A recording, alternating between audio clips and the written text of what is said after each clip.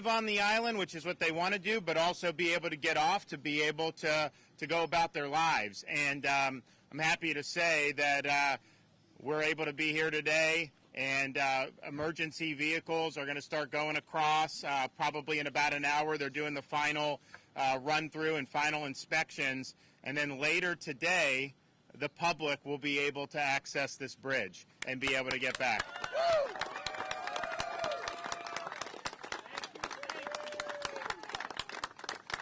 So I just ask everyone, be patient as they work through these last little kinks. They got to make sure that some of the emergency can get on. I know Publix is staged and ready to go, and they're going to be bringing their trucks across and reopening their store. I know they boated a bunch of their employees over today, and so they're ready to receive. And then, of course, to have the general public. So just listen as to when that exactly will be. This is not a state road. I think who runs this? The county runs this. So they'll obviously let you know when the all clear. But we wanted it to be done by the end of this week, and actually got it done in the middle of this week. And if you think about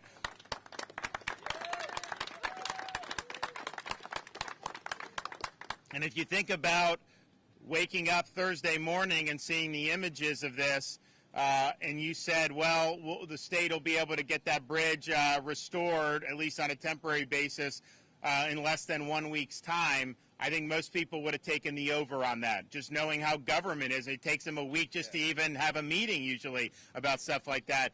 But our view is, we need to respond very quickly. And so we're really fortunate that the FDOT, I want to thank the Secretary, Jared Perdue, for really leaning in on this. I want to thank Kevin Guthrie, our DEM director, for...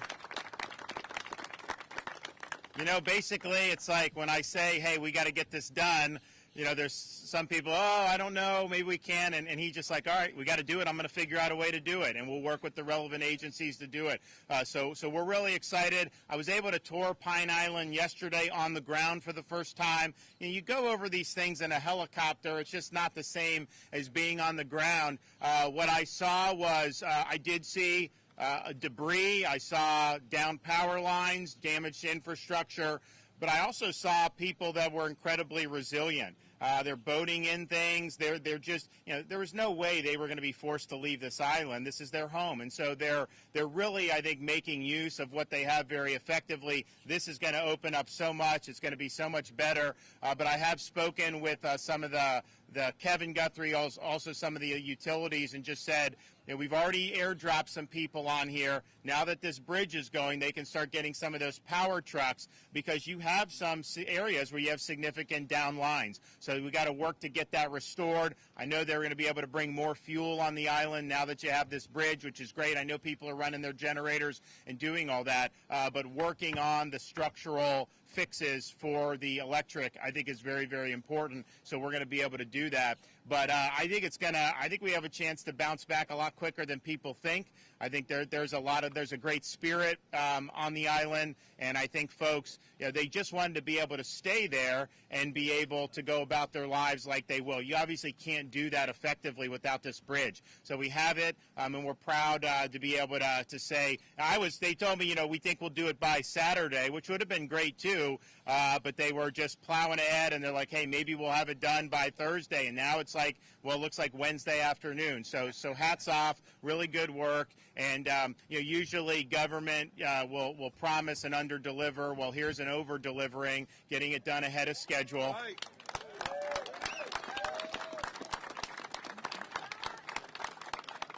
I was also just on Sanibel on the ground for the first time that I've had an opportunity. Obviously, we've been using search and rescue, and I did not want to detract from that.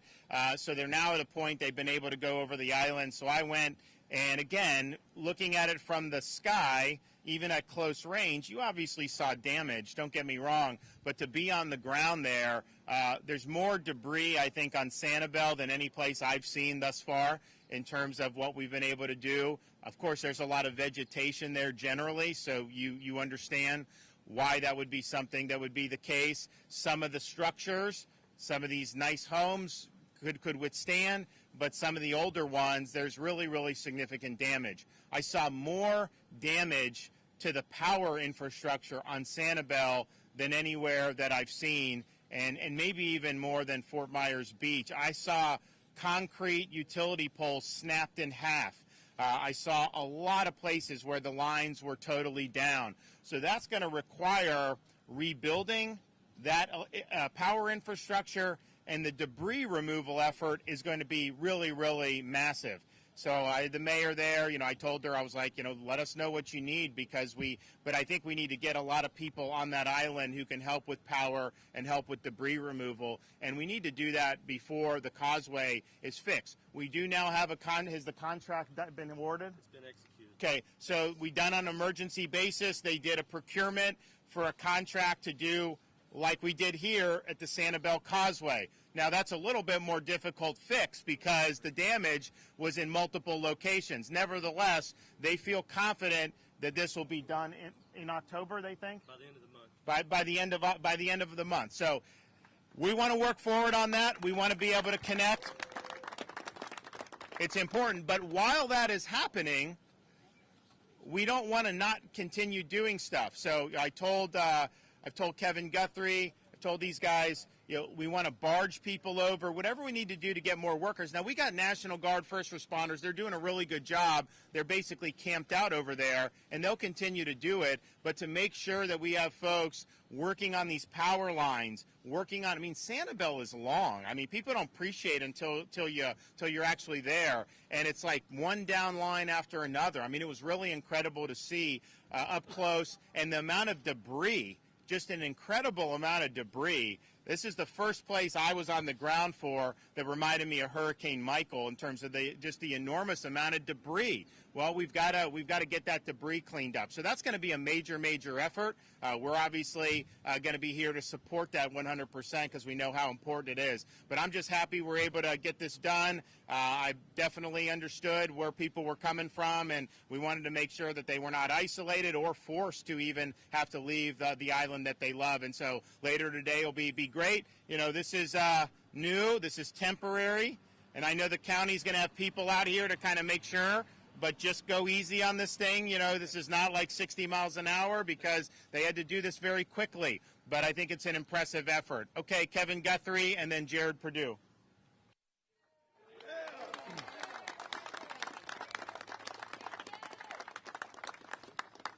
I want to thank the governor for his steadfast leadership.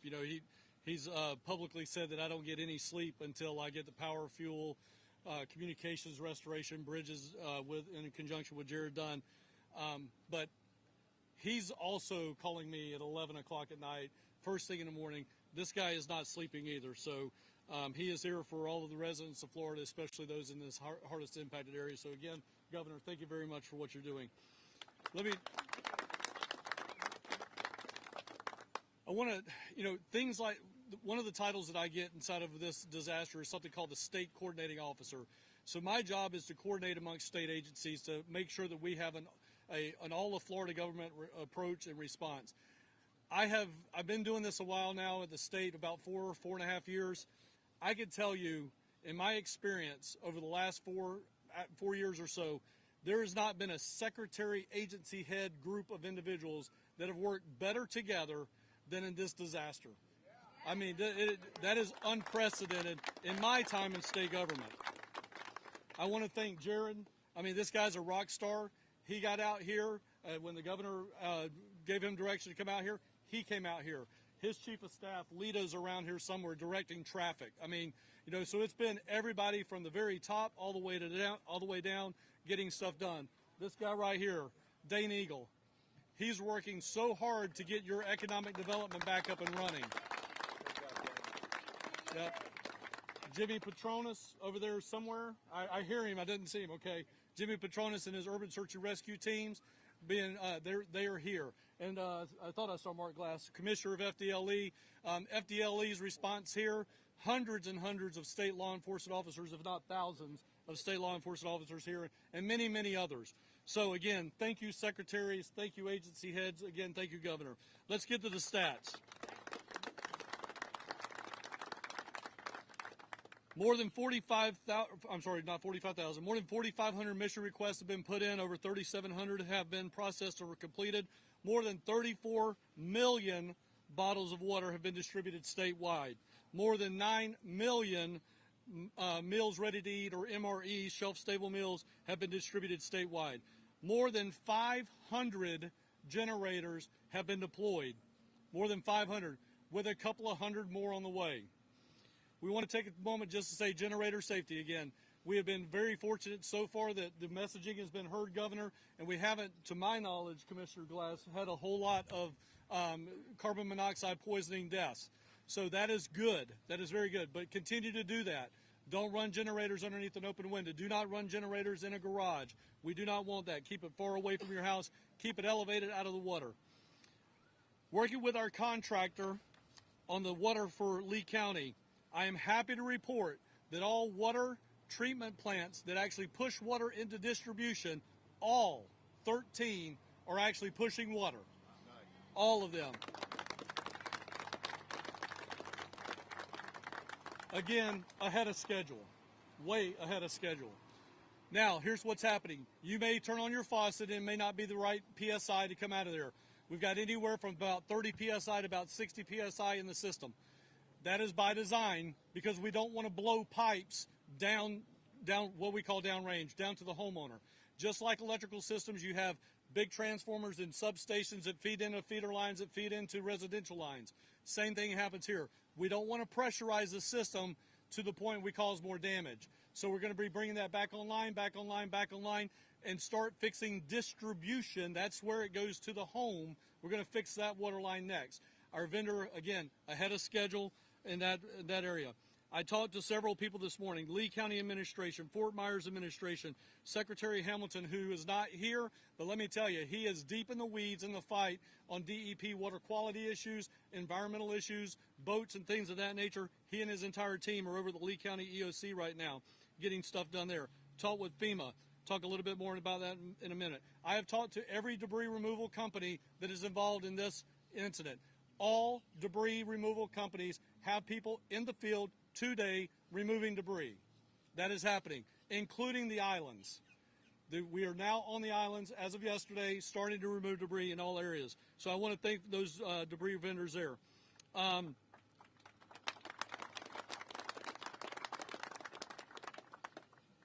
talked to FEMA administrator yesterday. I have a standing call with them that happens every day.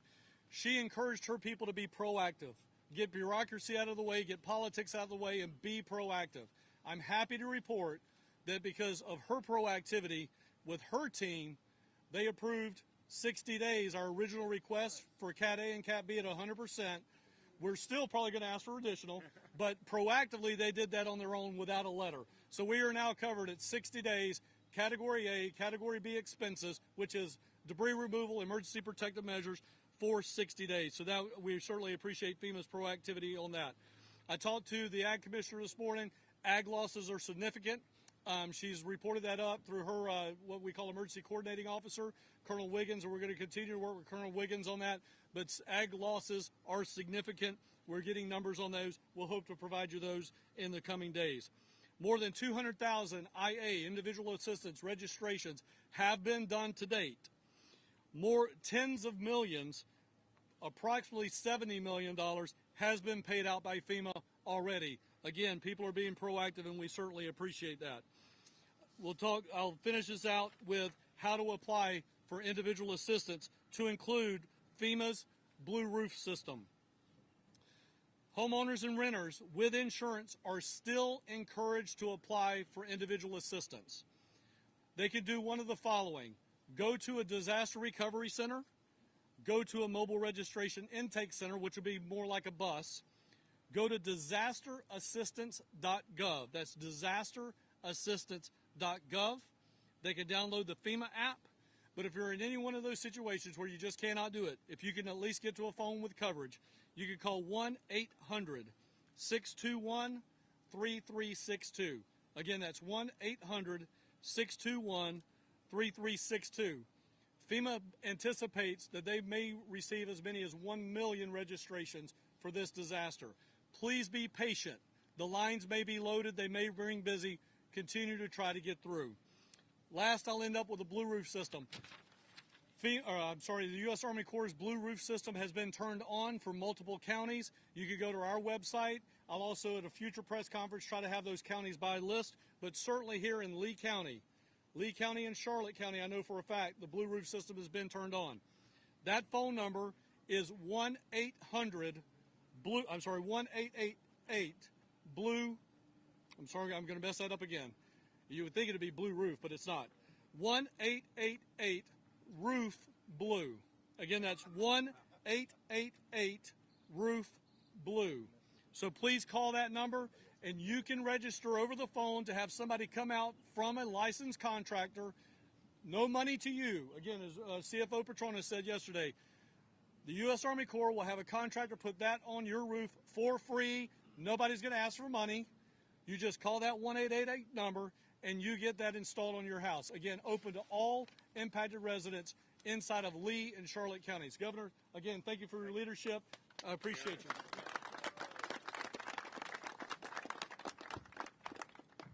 What an incredible honor to be able to serve this community in their time of need. We were so excited when Governor DeSantis asked us to step in, and I want to just mention that the governor has shown unwavering support every step of the way in responding to this storm. He's been there with us, making the tough decisions and providing the direction to move forward and do the things that are needed. And this is actually a county road. He didn't think twice about stepping in to help Lee County. And we've partnered very closely with Lee County to get this roadway to where it's passable again. So we're very excited to be here today. Hurricane Ian obviously caused havoc on these communities. It affected so many people. It requires an urgent call for expertise, supplies, and support.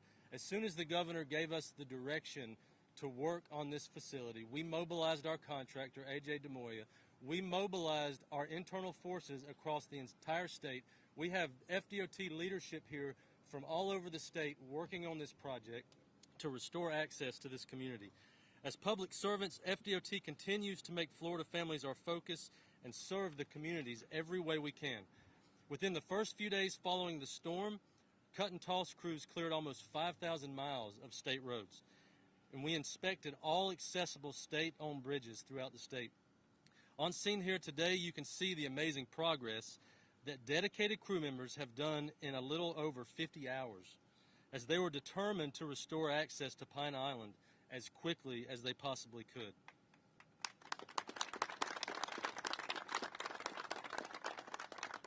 I'm honored FDOT has been called to help support Florida's communities in their greatest time of need. Thank you, Governor, for your leadership.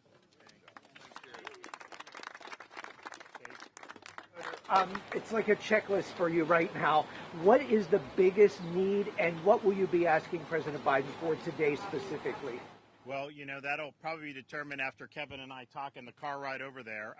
The 60 days is important. Like Kevin said, we may need more, and that's something that the president could obviously approve. Part of it is you have 30 days from the time basically the disaster was declared, and we were fortunate the White House declared this very quickly. I don't even think it was a tropical storm yet. We declared the state of emergency on the Friday before the storm. It was a disturbance, but people knew that it could grow, so we appreciated that quick action. And so the question is you have a storm, you have bridges severed, there's a lot of debris out there, but the clock has been ticking. Well, obviously, they're not going to be able to do a lot of debris removal when they don't have consistent access. Now this will happen better here. Sanibel, we have people over, but we need a lot more people. So I think having that, just to be able to let the community know categories A and B, get those reimbursements as they're doing it would be very, very helpful. So hopefully we'll be able to do that. But I also, the way we view it is like as governor, it's like, okay, we prepare for these things. There's all these different levers you pull.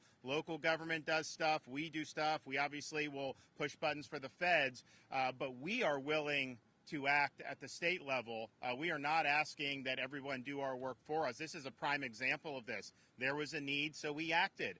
I've got a disaster fund that we created since I've been governor. I have FDOT money. I've got a massive surplus. So we're going to put that to use very quickly. And I think that's really what people want to see.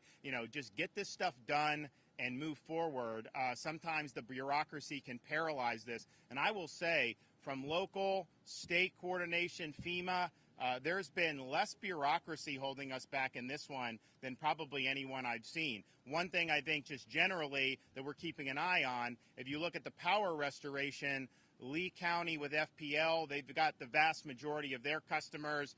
We now have massive numbers of linemen to help LCEC with those restorations. So you're looking at a community like Cape Coral. I saw the mayor here. You know, that's tens of thousands of households that have been without. So we want to put those linemen to use, and let's get those folks back online as quickly as possible. Great news, though, on the water, because there was damage to these water mains, and so the fact that that's flowing, they'll get the pressure where it needs to be.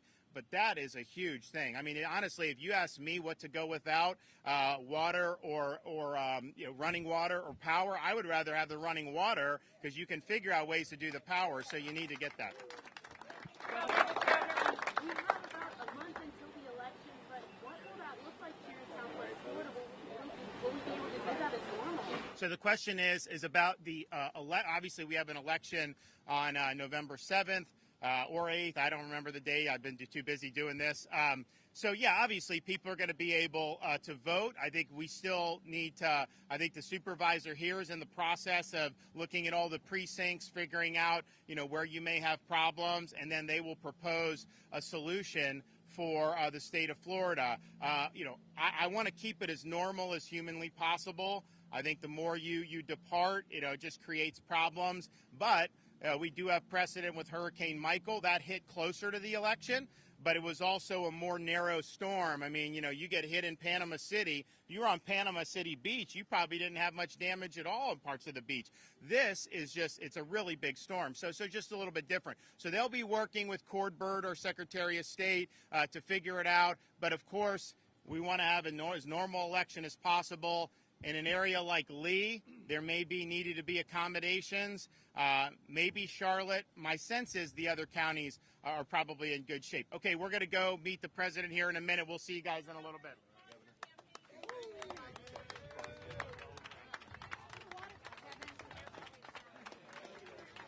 I got to get in the car with the governor to